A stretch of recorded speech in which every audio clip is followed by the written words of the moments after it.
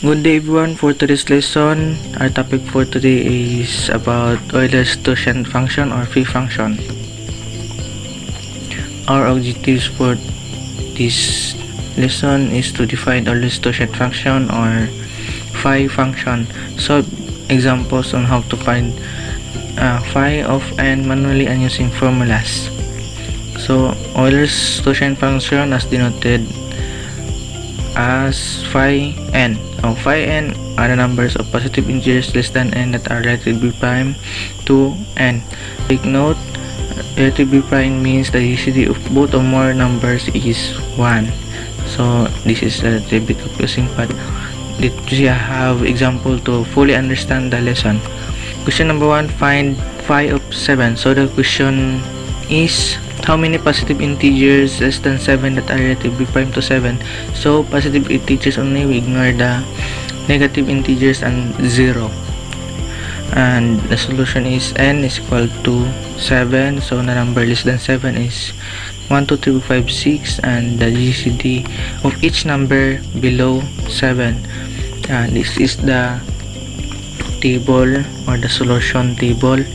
So we find the GCD of 7 and 1, 7 and 2, and so on until 7 and 6. So GCD of 7 and 1 is 1, 7 and 2 is also 1, 7 and 3 is also 1, until 7 and 6 also 1. So since it is 1 relatively prime, so the total of relatively prime to 7 is 6.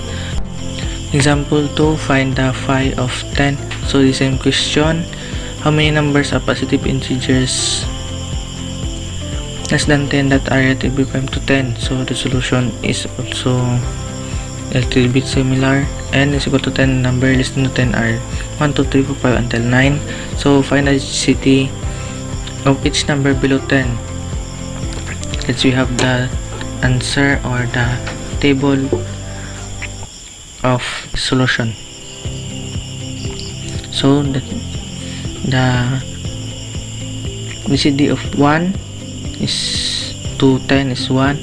The GCD of 10 to and 2 is equal to 2, so it is not relatively prime, the same as 4, 5, 6, and 8. So the total of relatively prime is only 4, the 1, 3, 7, and 9. But what about the large number like 7,000? How going to solve that? So in this case, you must have the formulas to solve the phi function of a number. So this is the formulas. Let's we have the example and discuss the formulas. So, formula 1, example, find the phi of 23. Notice that 23 is a prime, so we use the first criteria of n. If n is prime, just subtract 1 to the n to find the phi of n. So phi of 23 is equal to 23 minus 1, so phi of 23 is equal to 22. If you solve that manually, it is the same result, also 22. Let's we have formula 2 example, find the phi of 51. Notice that 51 is not a prime number, but it is product of 3 and 17. So we use the formula phi of n is equal to p minus 1 times q minus 1, which is p and q is the prime factors of the n. Its prime factors is 17 and 3. So the solution is phi of 51 is equal to 3 minus 1, 17 minus 1, which is 2 and 16. So 2 times 16 is equal to 32. If we solve that manually, still the same answer, and look at that. So it is very timely to solve, and you must thankful about the formula to solve this problem. And finally, the formula 3 example. This is our problem earlier, so we are going to try to solve this. So obviously 7000 is not a prime number, but this is the product of two composite numbers.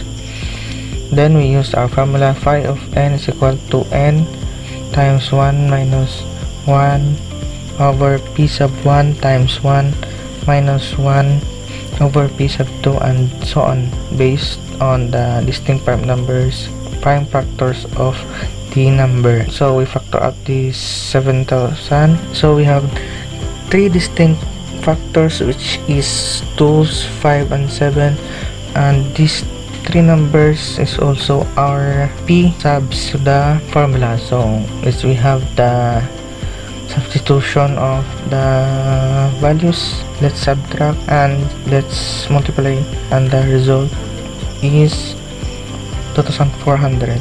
And that's all. Thank you for watching. I hope you have learned something new about Euler's function or phi function.